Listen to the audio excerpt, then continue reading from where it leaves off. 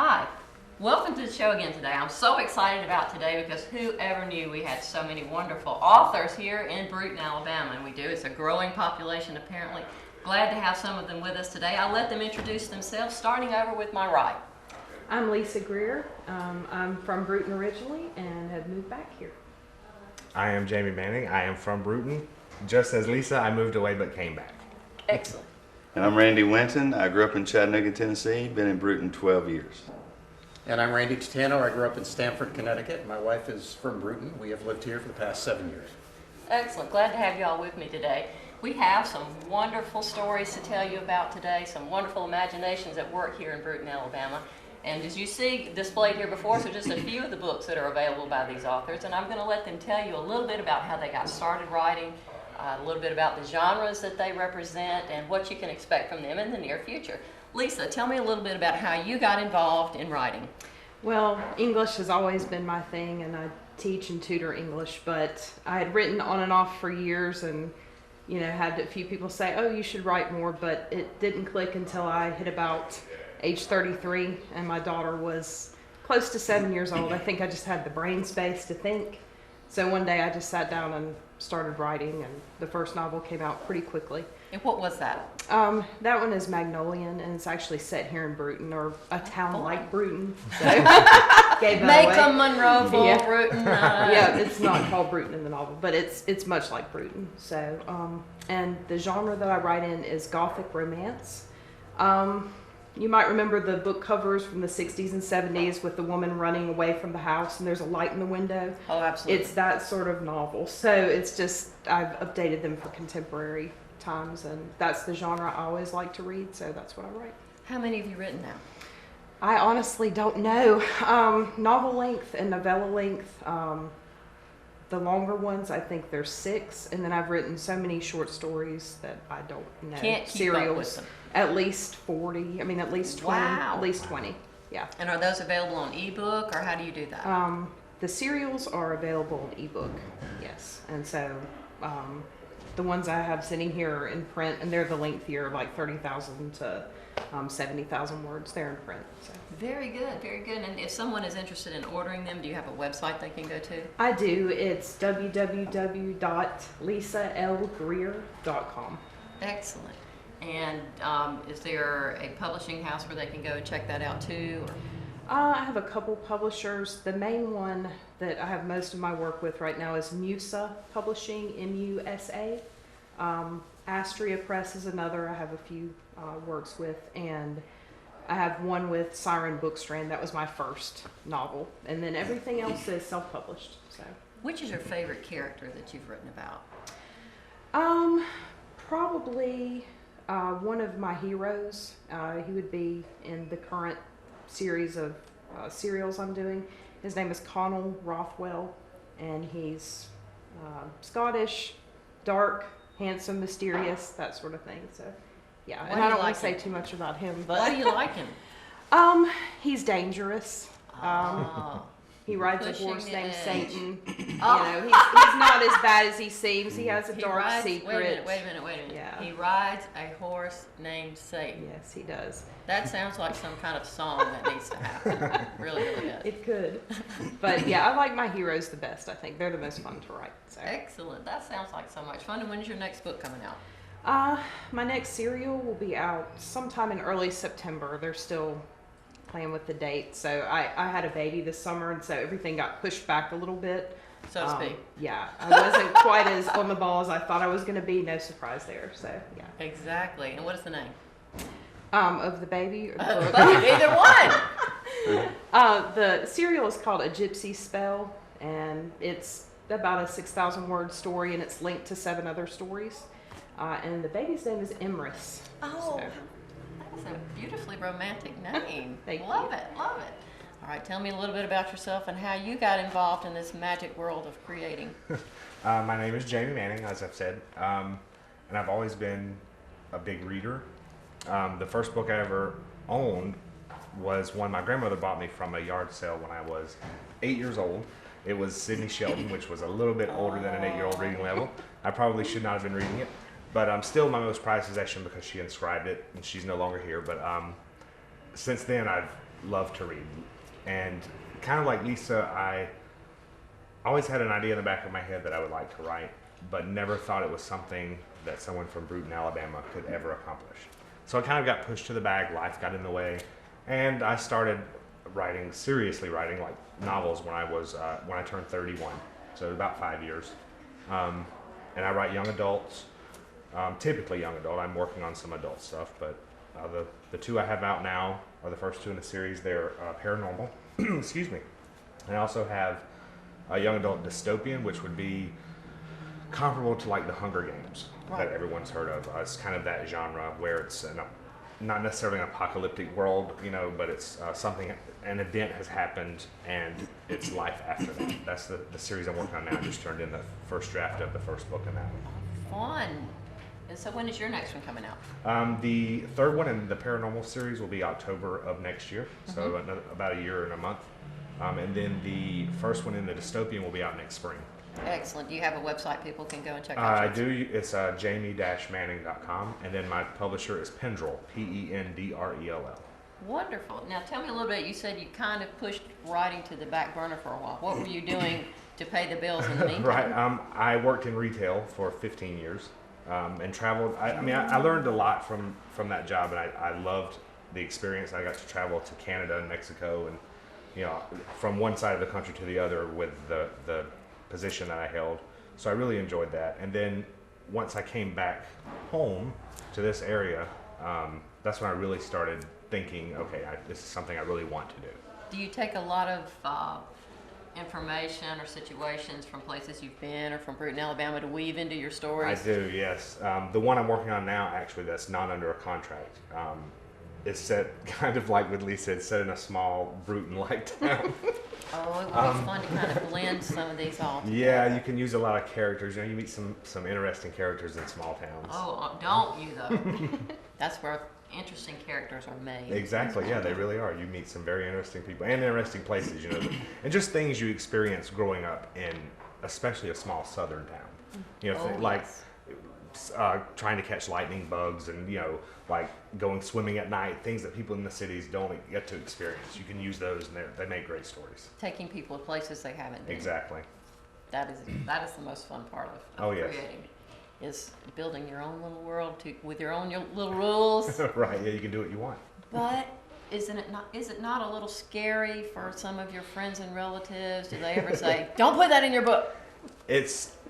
I don't know if it's scary for them. It's scary for me thinking, okay, if I write this scene, what is my mom going to say? Or what is my high school English teacher going to say? That kind of, and it's hard to not let it hinder you, because as a writer, you don't want to be stifled. You want to be able to do whatever comes to mind. Exactly. Whenever you're building these worlds in your mind, it is difficult not to feel like you're betraying people, just a little bit, because exactly. They're going to recognize certain scenes and certain situations from real life, and you have to twist and bend them a little bit, but they're still going to be recognizable to the people who live them. The ones who know will know. Have you ever had somebody say, "Hey"? I've had people email me and say, "Is this me you're talking about?" And they weren't offended or say you shouldn't have put that in there. They were just flattered that I used their likeness. So that's kind of neat. Well, looking forward to the next one in your series. Thank you. All right, Randy, tell me about your adventures in writing. My adventures in writing started with a 17-year career as a sports writer in Chattanooga, and so I covered a lot of SEC football and basketball and high school sports.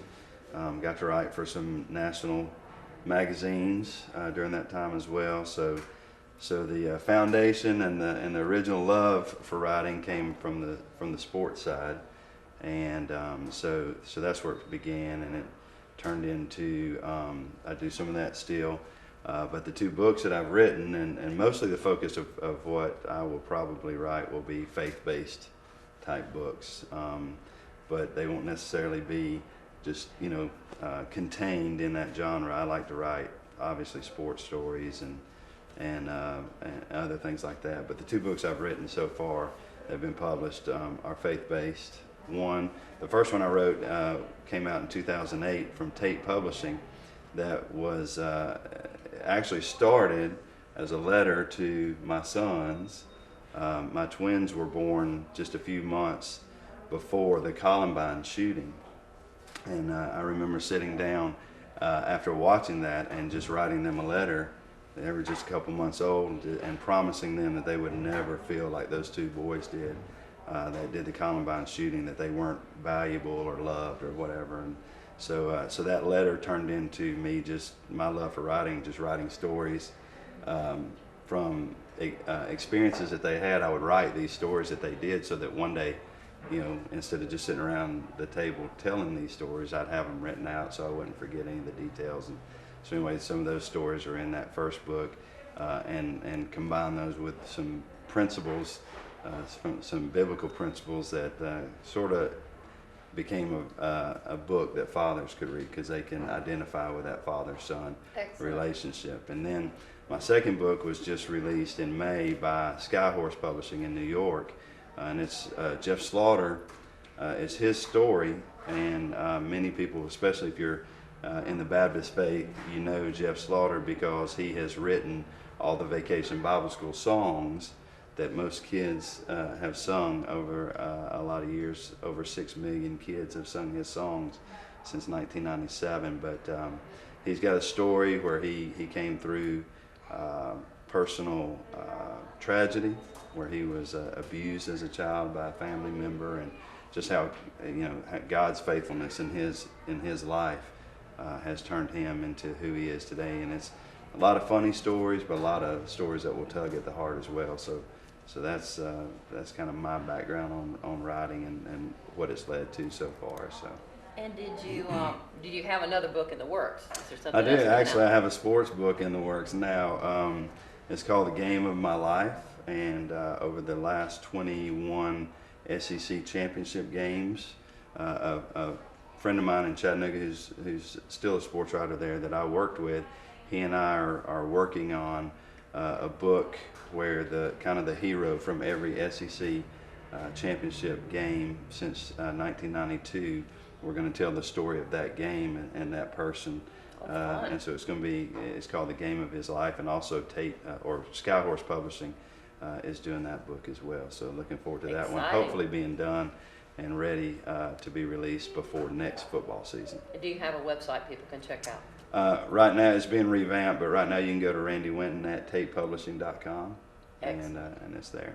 And I hope to get a lot of these books, the ones that are in classic book form here, available at the library, and also have links so people can download your books if they want to go through that route as well.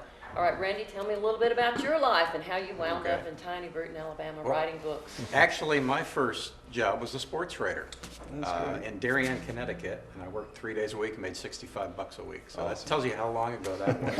But I've Hasn't changed much. No, it hasn't. Yeah, I've been a reporter my whole life, and recently, since I moved here in 2005, I've become a network freelance producer. So whenever there's a big story like the oil spill, they send me to something like that.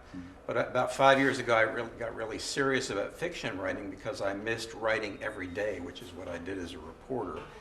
And I went to a 2-week conference out in Oregon.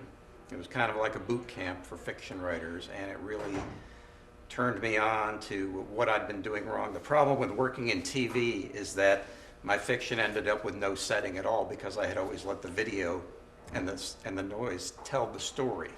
So I had basically nothing but dialogue, and I had to learn to think visually in a different way. So that really helped me, and started writing novels. I've written 8 so far, and then I got the 3-book deal with HarperCollins earlier this year. And the first book is a romantic comedy. It'll be out Thursday, August 29th, and it's called Wing Girl. She's kind of the opposite of a wingman when it comes to dating, if the guys out there know that. And I understand there are a lot of wing girls out there anyway, so they've kind of caught on to the title. So really looking forward to that.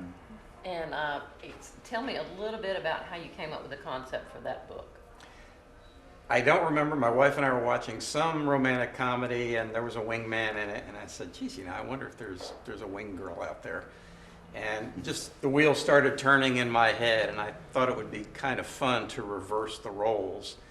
And make the woman take one for the team, so to speak, when they go out dating. In this case, the rules are a little different for women because she's, the main character is a female reporter. She's the best reporter in town, but she has absolutely no social skills, so she needs a serious makeover in order to find Mr. Right and live happily ever after, as they say.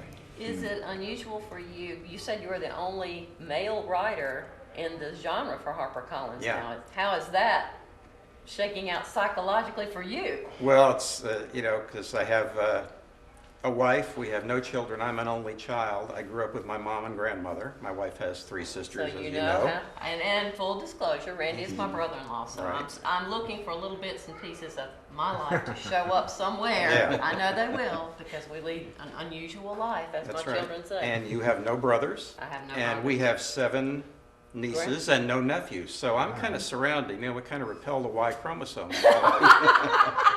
So I sort of know how women think. I never, no guy ever knows totally how women think, but I've been exposed to that. And also in newsrooms, I think people kind of check their sex at the door. You're just a reporter. You're not a male or a female reporter. And back in the day, women talked a lot about their boyfriends in the newsroom, and they were not shy about asking guys for advice. And I just picked up a lot of that stuff over the year. As for HarperCollins, they were sort of surprised when we got on the phone because they thought I was a woman when I had submitted the manuscript, because Randy is also a woman's name. Right. So, and they're going to market this under my middle name, which is Nick, because I've got too much journalism stuff in book form under my first name. Excellent. Well, that's just such exciting developments in the book world here, and I know the whole industry has kind of been turned on its head in the last few years because digital media and the internet and downloads to readers have kind of usurped the classic role of books in our lives. What do you guys think about that, Lisa? I think it's really exciting. I know I've benefited from it. When I wrote the first novel, I queried and pitched it to different editors, and I ended up going with an ebook publisher, and they also do print. So that was an interesting experience. I learned a lot from the first time, and then I went with a couple other publishers. I'm still with both of those publishers doing different work with them. And then I thought, well, why not self-publish? Because I had a lot of friends who were writing, and they were making the best profit margins that way. They had a lot of control over their work. So that's how I jumped into it, and I have not regretted it at all. So. Excellent, excellent. How about you? Yeah, I'm like Lisa. I'm excited about the whole ebook genre. I'm a book nerd, so I will always prefer a print, hardbound book over. Yeah, exactly. The smell of a book, but it opens up the door for smaller publishers, for one, to get their books to a lot more people. Also, people will take a chance on a new author because it's $2.99 versus $12.99, for example. But it is a little nerve-wracking because so many people can put out things that are not properly edited, even with grammar, not necessarily the story, but just the grammar. And so it kind of makes people leery about picking up a book that is from a small publisher or self-published, like Lisa's doing, because they're thinking, oh, it's not going to be good because they did it themselves The in their quality kitchen, suffer. Exactly. And so you kind of have to be even more vigilant in your editing to make sure that it's good. Right. Do you Yes, have that's kind of have like another person read for you? Oh, and yeah. edit? Editors, cover Yeah. artists, you just hire Friends. you hire people, and sometimes I'll have people read a first draft, but I sort of got away from that. Everybody's writing process is different, so I usually write it and send it to my editor and let her fool with it. So. Let it go. Let it go. Let it take its course. How about you, Randy? I agree with him. I think it's electronic versions are highly popular, and but I also like the book in my hand as well. My I like wife. something that I can get an author to autograph. I have a Mhm. And collection that's of what I was gonna autographed say, yeah. books, and I'm wondering how you do that with an Yeah, ebook. yeah. It's hard to autograph a Exactly. Kindle, version. Exactly. But Sign the back of my Kindle. that's right. But if it opens, if it opens it up to the opportunity for more people to read, obviously I think we would all say we're all for that. Definitely. We do. There are people who just love to put whole libraries on their electronic devices and not have to carry around a book. Exactly. You know, my wife reads a lot of books that way as well, and she's a big reader, so we have a big library of books, but then, you know, she's filling her electronic devices up as well. So I think both are great, and they reach, you know, different people. So I think it's great. Absolutely. How about you? I think it's really speeded up the process. In my case, had I signed a book deal with HarperCollins 10 years ago, I would have waited 2 or 3 years before my book came out. In this case, it's out in 3 months. And they've reversed the process. They're doing ebook and then print version. Instead of printing thousands of copies and, you know, having a few books that don't sell and ending up in a warehouse, they're kind of judging what's going to sell first with how successful the ebook is. And, you know, there's a good thing about self-publishing. I mean, there's some great stories like Amanda Hocking, who put up stories for 99 cents, and she just got a $3 million book deal with a major Exactly. publisher because people discovered her, and the word of mouth of the internet is so powerful. So And it's- it gives so much more control to the writer now. I mean, you really, really can determine your own destiny in a lot of ways because you're not under the constraints of Right. the publishing house telling you how to make your book more marketable, what to do to your work. And, you know, as an artist, as a writer, that's touchy. I mean, there's always a little bit of ego involved in creating anything, and it's really hard to check that to the side when somebody that you feel may not have your level of skill or ability is telling you how to do your thing. So that could be a challenge. Now, tell me a little bit about what you think the future may hold for all of you. Do you see yourself staying here in Brewton? Is this a fertile field for creativity?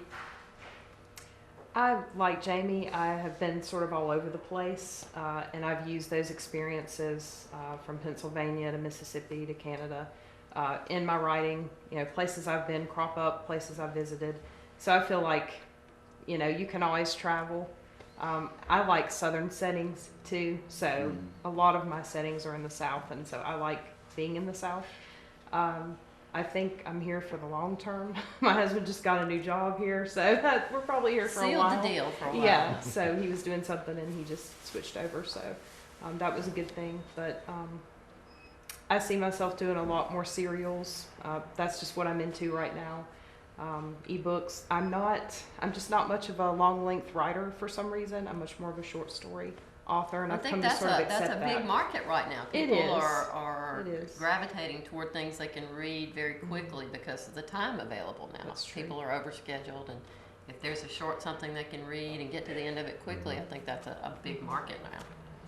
But that's just what I'm planning in the near future. Right now I'm doing a Kickstarter.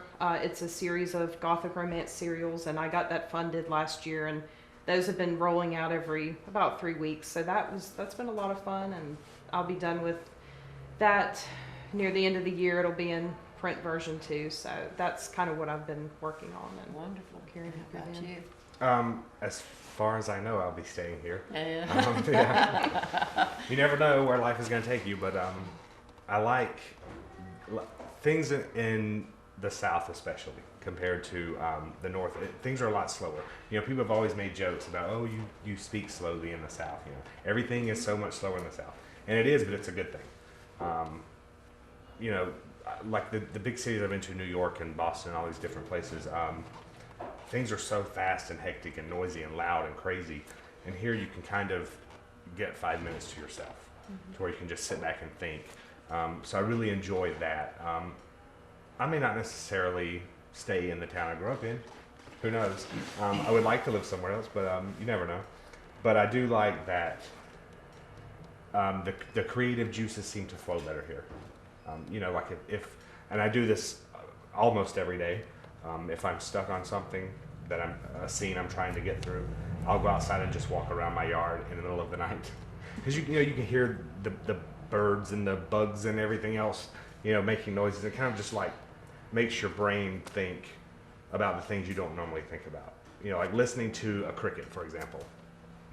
That's not something people do on a daily basis. You know, you don't normally sit and listen to the sound that a cricket makes and what it may be doing, you know, why it's making that noise and what it's doing in that moment. So it just kind of makes you think differently. Exactly. So I enjoy that about living here. And that's not something you get in a place where there aren't trees. Exactly. How about you, Randy? Yeah, we hope to stay here, you know, for a long time. I think unlike these three, I'm not a full-time author. It's kind of a hobby for me. I'm, you know, a student minister at First Baptist Church, so that's obviously my calling and my first priority.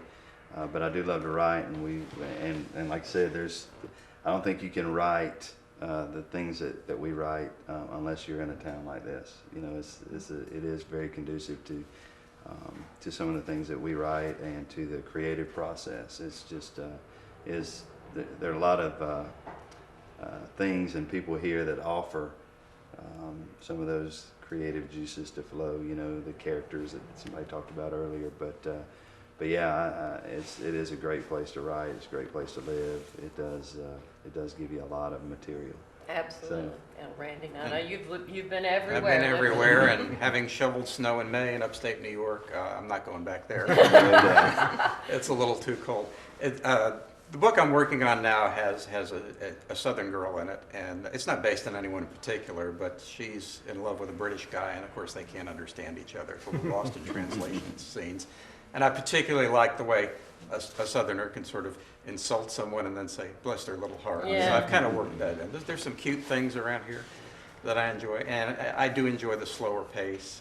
You know, when you grow up around New York City, you don't have time to think, and everything's just so fast-paced. And here I can walk to the grocery store or Walgreens or whatever, or just take a walk around the block, and I don't have to worry about anything. So, Exactly. you know, we've got some really nice neighbors too, which is nice, because up north people don't really talk to each other as much. You know, it's a little A chilly. lot more up finger there. gesture going on. Well, that's the Italian thing in me. You know, we all talk with our hands. Exactly. Now, there's always a segment of society that I like to thank. Is there a teacher in your past that you can look back and say they had a tremendous influence on either English or literature and help kind of steer you in one direction or another? Lisa? For me, that would be Patsy Jacks, and she knows that I have told her that. I'll never forget being in her English class in high school, and she gave us an assignment to write a description of some place we had been, and just to do a page, make it a scene.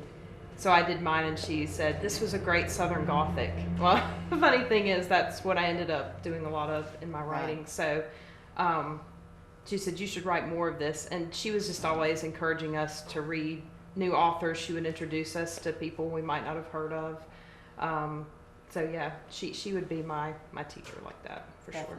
Definitely. How about you? Mine would be Jane Henderson. She was the English teacher at McCall Junior High School, my 9th grade teacher. She just made English and reading and literature exciting for me. She explained it, she explained it in ways that were not boring and, you know, like bogged down with 20 years of the reporters, you know, making stories about To Kill a Mockingbird, for example, you know.